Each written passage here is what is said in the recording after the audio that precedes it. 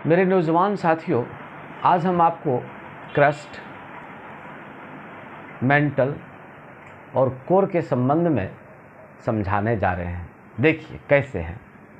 तो हम लिख रहे हैं लोक कल्याणार्थ हेतु, लोक कल्याणार्थ, लोक कल्याणार्थ हेतु, लोक कल्याणार्थ हेतु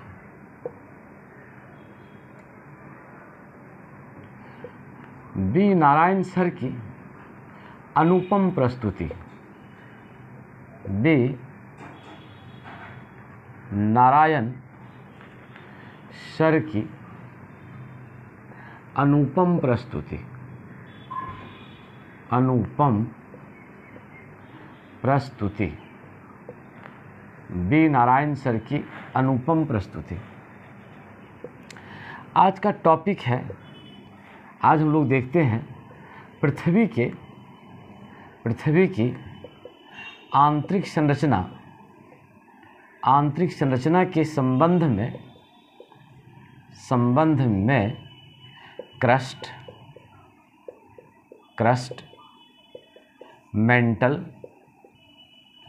मेंटल और तीसरा हम लोग देखते हैं कोर। ये तीन पार्ट को हम लोग देखते हैं। इसी तीन पार्ट के संबंध में आज हम लोग समझेंगे। तो पहले आप इनको सामान्य रूप से फिगर के माध्यम से देख लीजिए, तब आपको ज़्यादा समझ में आएगा। पहले भी मैंने पिछले वीडियो के माध्यम से हमने आपको ये बात समझा दिया है। आज लास्ट इस संदर्भ में है, आप इसको बढ़िया से समझिए। देखिएगा कई तरीके से आप इसको समझिए। ये इस प्रकार से आप देखिए, इसको इस प्रकार से आप देख सकते हैं। हालांकि ये सारी पृथ्वी की आंतरिक संरचना के संबंध में काफ़ी विवाद है, लेकिन फिर भी उस विवाद को सुलझाने का प्रयास किया जा रहा है। ये चीज़ आप देख सकते हैं। तो ये जो पोर्शन है, ये पोर्शन आपका क्या है? ये है, इसी को हम लोग क्या कहते हैं? क्रस्ट। ये पोर्शन क्या है? ये है क्रस्ट। इसको हम लोग कहते हैं क्रस्ट। ये भू प्रपटी कहलाता है। ये क्या कहलाता है?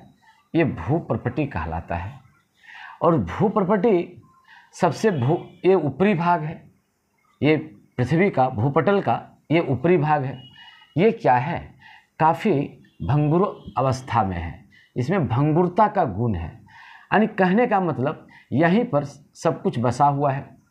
और इसके नीचे जो हम पिछले दिनों से बता रहे हैं, तो ये है आपका सियाल, ये है सियाल, ये है आपका सीमा, और ये है आपका ये नीफ है। हमने सब बात आपसे कह दिया है। तो ये सियाल क्या है? ये सर्वाधिक ऊपरी भाग है। ये ऊपरी क्या है? ये सबसे ऊपरी भाग है। ये क्या है भाई? ये ऊपरी भाग है। ये ऊपरी भाग है। इसके बाद सीमा क्या है? ये निचली भाग, मध्य भाग है। ये मध्य भाग है। और नीफे यहाँ पर क्या है? ये निचली भाग है। ये सबसे निचले, ये निचले भाग हैं। ये निचले भाग है, यह निचला भाग है। यानी सबसे ये निम्न भाग है, निम्न भाग है। ये निम्न भाग, यानी हम लोग कह सकते हैं सबसे नीचे का भाग है ये। तो ये जो सियाल है, हमने पहले भी कहा है कि सियाल किस चीज़ से बना है? सिलिका प्लस एल्युमिनियम से, मैग्नीशियम। और ये सेकंड वाला पोर्शन किससे बना है? सिलिकॉन प्लस मैग्नीशियम से। और नीचे वाला पोर्शन किससे बना है? निकेल प्लस फेरस से बना है। ये चीज़ हमने पहले भी आपसे कह दिया है। इनका कितना घनत्व है? ये भी कहा है। इनका घनत्व कितना है? ये भी कहा है। इसका घनत्व कितना है? ये भी कहा है। आप मेरे पिछले वीडियो को निकाल करके देखिए और कंफर्म हो जाइए। बार बार एक ही बात को दोहराना अनुचित बात है।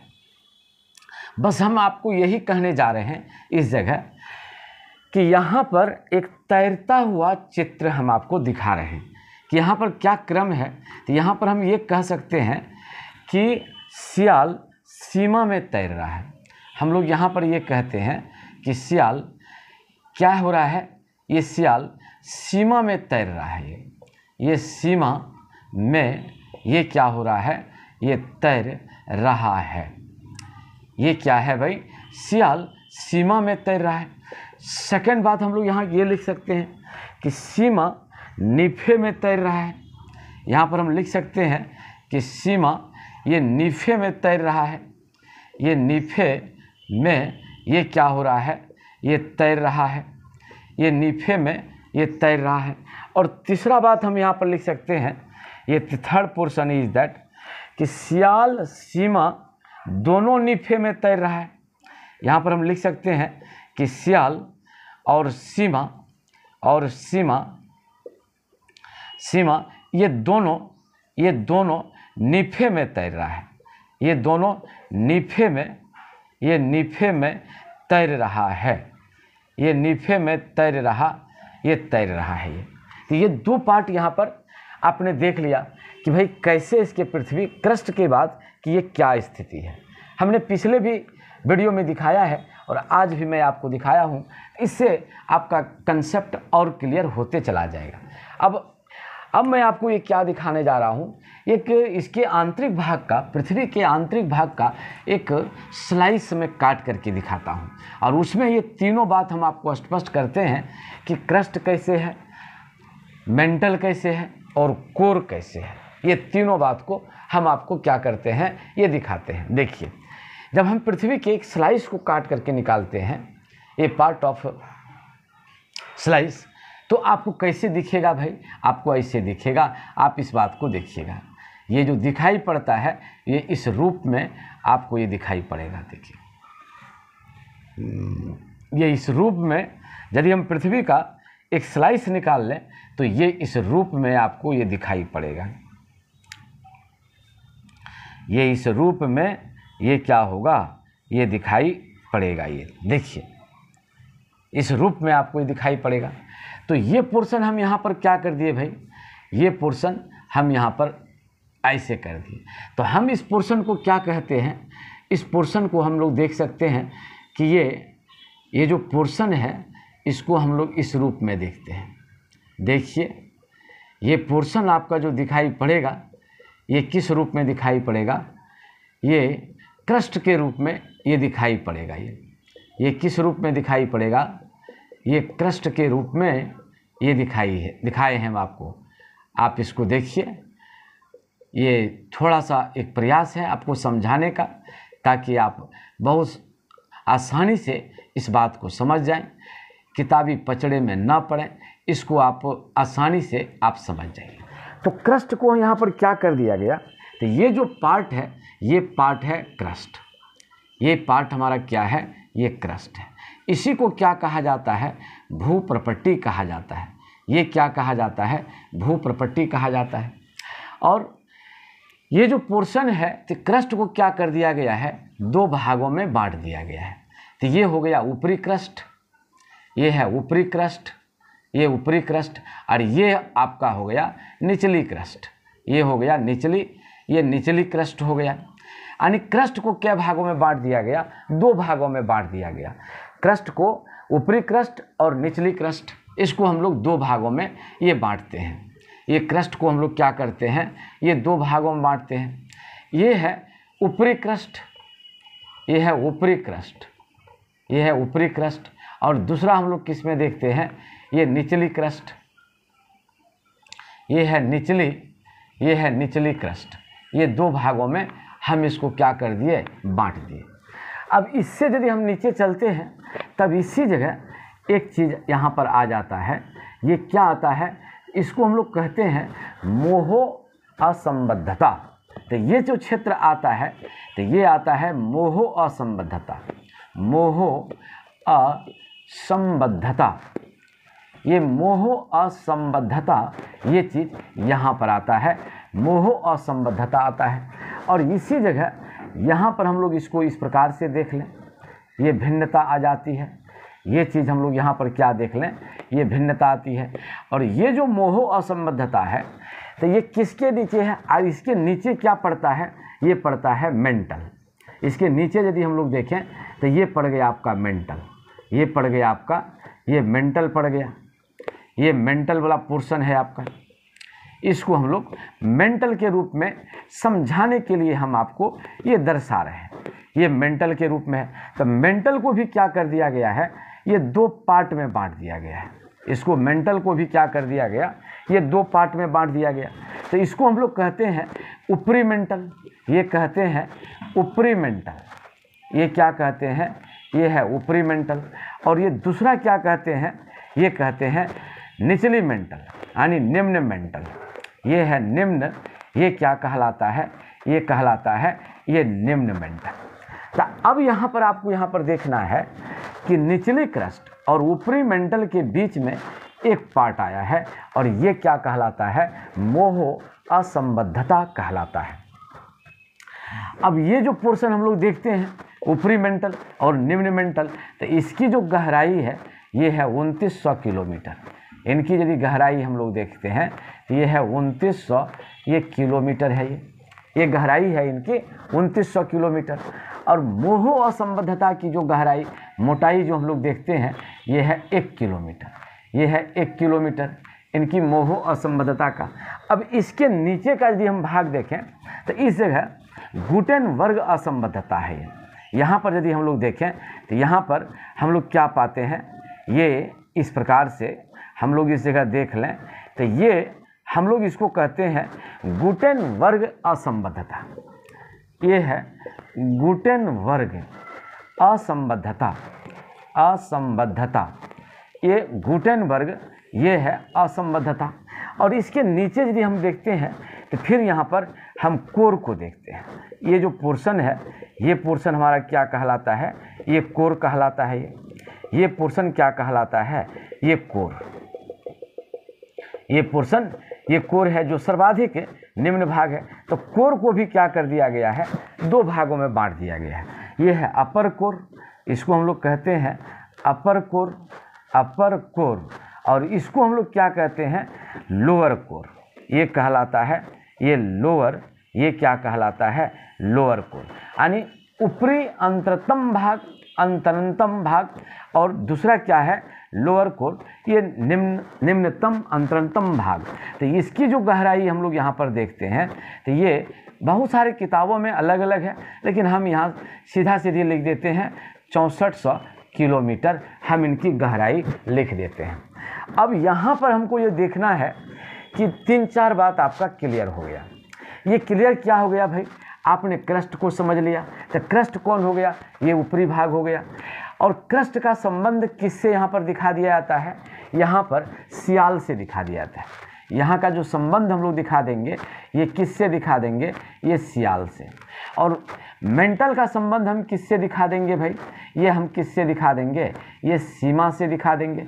और कोर का संबंध हम किससे दिखा देंगे भाई, ये जो कोर है इसका संबंध हम दिखा देते हैं निफे से दिखा देते हैं। ये किससे दिखा देते हैं, ये निफे से दिखा देते हैं। तो सियाल क्या हो गया, सिलिकॉन प्लस क्या हो गया, एल्युमिनियम। सीमा क्या हो गया, सिलिकॉन प्लस ये क्या हो गया, ये मैग्नीशियम। और निफे क्या हो गया, निकेल प्लस क्या हो गया, फेरस। तो यहाँ पर हम लोग इस जगह 2 बात है। तो कहता है इसमें 80% क्या है, निकेल है। ये 80% ये क्या है, आपका निकेल है। और फेरस कितना है, ये 20% आपका क्या है, ये फेरस है। तो इस प्रकार से हम लोग देख रहे हैं। और इसका घनत्व तो क्या हो जाता है, सर्वाधिक है, जो कि हमने पिछले वीडियो में आपको दिखा दिया। तो यहाँ पर आप ध्यान रखिएगा, यहाँ ये प्रश्न बराबर पूछा जाता है। ये जो मोह असंबद्धता वाली बात है, ये प्रश्न बराबर पूछा जाता है। हर हमेशा ये क्या किया जाता है, पूछा जाता है कि मोह असंबद्धता का खोज किसने किया। तो मोह असंबद्धता का जो खोज किया था, ये जो खोज करता थे, ये खोज करता, तो इसका नाम था ए मोहरोविक। इसका नाम है ए मोहरो, ये है ए मोहरोविक, इसका नाम है ए मोहरोविक। ये कहाँ के थे, ये रूस के थे। और इसका क्या है भाई, ये भूगर्भ शास्त्री है। ये भूगर्भ, ये क्या है, ये भूगर्भ शास्त्री है। ये भूगर्भ शास्त्री है। और इसने किस आधार पर निकाला? इसने निकाला भूकंप की जो तरंग चलती है पी गति पी लहर के अंतर के कारण।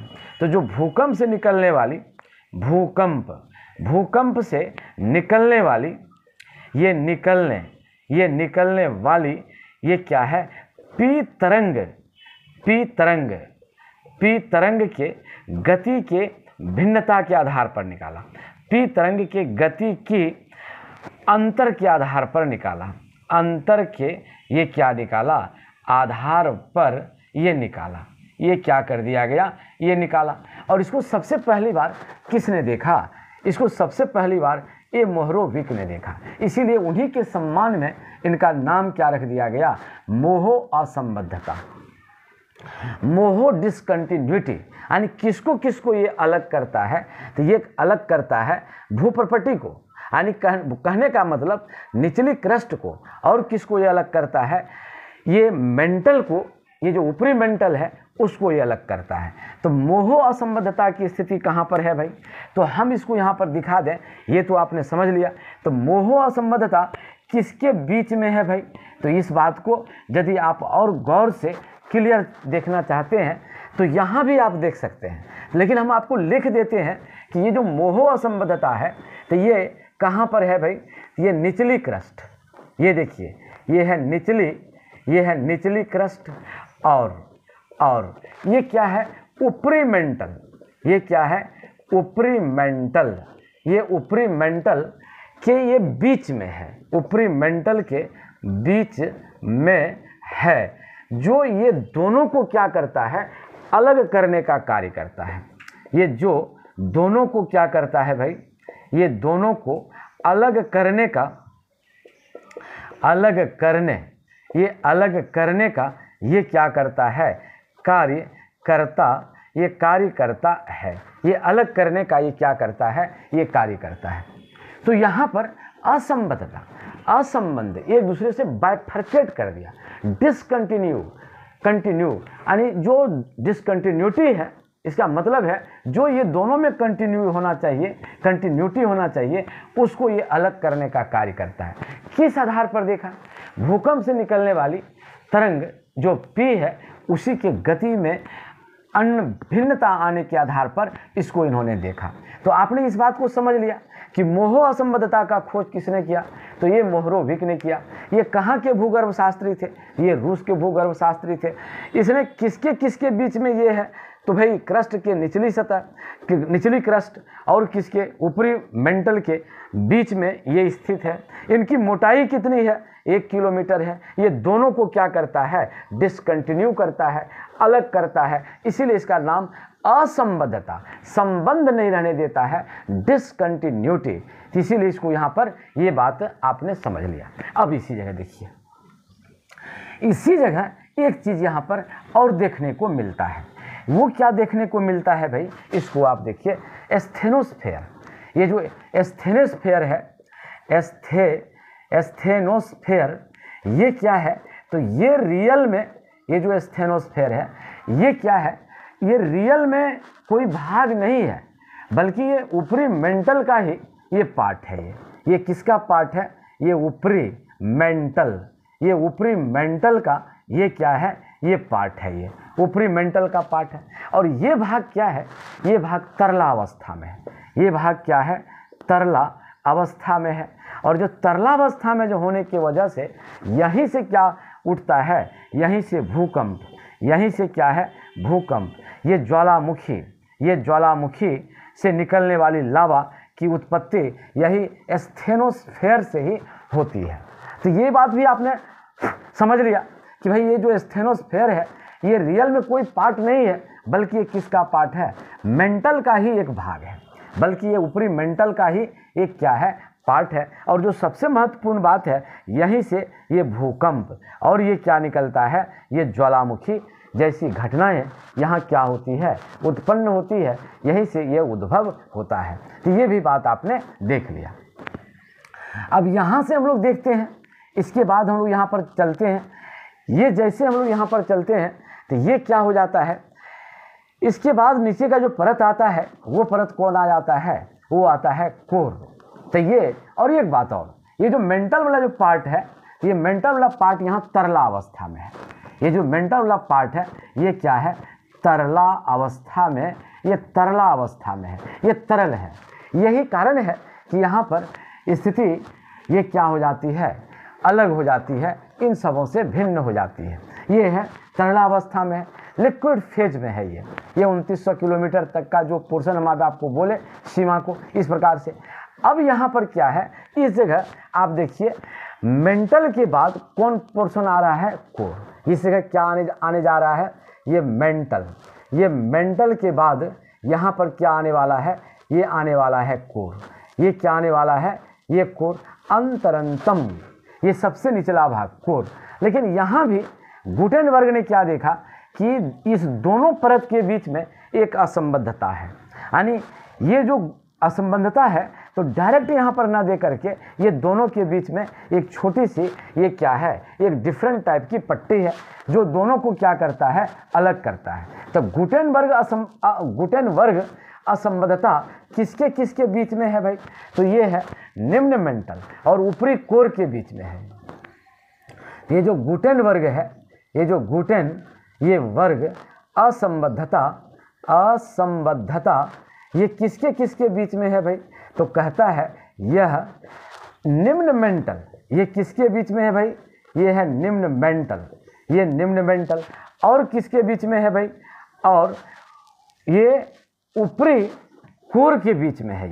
ये क्या है, ऊपरी कोर के, ये कोर के ये क्या है, ये बीच में है।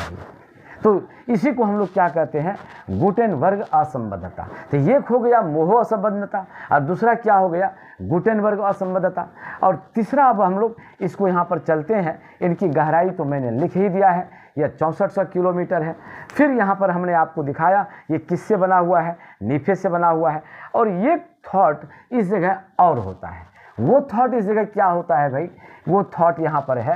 ये जो थॉट हम लोग यहाँ पर देखते हैं तो वो थॉट कौन सा आ जाता है कि इसका जो कोर भाग है, इसका जो कोर भाग है, core part of the earth, ये जो कोर पार्ट ऑफ द ये क्या है, अर्थ।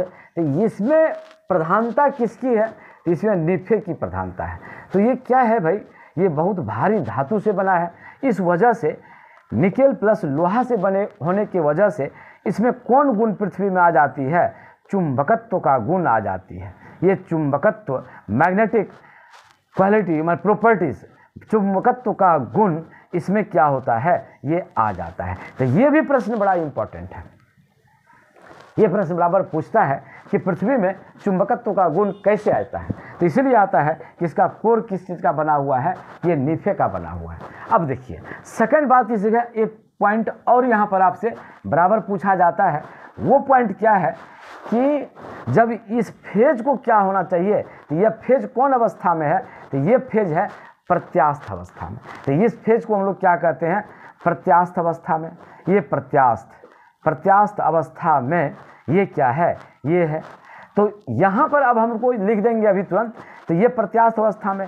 तो अब सवाल है कि प्रत्यास्थ अवस्था में क्यों है इनको, तो यहाँ जब ये ठोस है, और हम सुनाए थे पिछले वीडियो में कि प्रत्येक 32 मीटर नीचे जाने पर 1 डिग्री सेल्सियस टेम्परेचर बढ़ जाता है।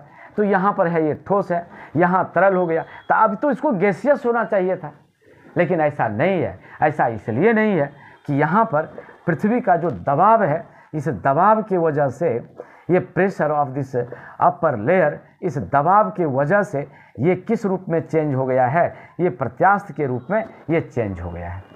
इस दबाव की वजह से यहाँ पर क्या हो गया है, ये प्रत्यास्थ के रूप में ये चेंज हो गया है। तो इसी प्रकार से हमने देखा कि यहाँ से जो 5-6 पॉइंट बनता है, वो 5-6 पॉइंट हम आपके सामने रख दिए। आप इसको बढ़िया से, परीक्षोपयोगी बात है। एक चीज़ और मैं आपको बता दूँ, आप इसको ऐसे कर सकते हैं। ये जो क्रस्ट है, तो क्रस्ट को किसके साथ हम जोड़ देते हैं, ये सियाल के साथ, ये सियाल के साथ। फिर हम यहाँ पर जोड़ देते हैं मेंटल को, हम जोड़ देते हैं ये मेंटल, यानी ये जो मेंटल है, इस मेंटल को हम जोड़ देते हैं किसके साथ, ये सीमा के साथ। और फिर इसको हम जोड़ देते हैं नीफे को जोड़ देते हैं। तो निफे को हम जोड़ देते हैं किसके साथ, ये कोर के साथ। अब ये जो सियाल है तो ये कौन रूप में है भाई, तो ये हम लोग लिख देते हैं ये ठोस रूप में। सीमा जो है ये सीमा, तो ये कौन रूप में है भाई, ये तरल रूप में। ये कौन रूप में है, ये तरल रूप में, यानी लिक्विड फॉर्म में। और कोर जो है ये क्या है, इलास्टिक फेज में। ये कौन रूप में है, तो ये है आपका प्रत्यास्थ रूप में है। ये क्या है, ये प्रत्यास्थ, ये क्या है, ये प्रत्यास्थ रूप में है, यानी इलास्टिक फेज में है प्रत्यास्थ। ये क्या है, प्रत्यास्थ रूप में है, यानी इलास्टिक फेज में है। तो इसी प्रकार से अभी तक जियोलॉजिस्ट ने, भूगर्भ शास्त्रियों ने पृथ्वी के अंतरतम भाग को, आंतरिक संरचना को देखने का प्रयास किया है। ये मेरा एक छोटा सा प्रयोग है, एक छोटा सा प्रयास है। आप मेरी बात को आसानी से समझ गए होंगे। हमने इसको बड़ी सरल सहज तरीके से आपके सामने परोसा है। आप इसको पढ़िए, अपने दिमाग में डालिए और कंसेप्ट क्लियर करके बेहतर कार्य करिए। धन्यवाद।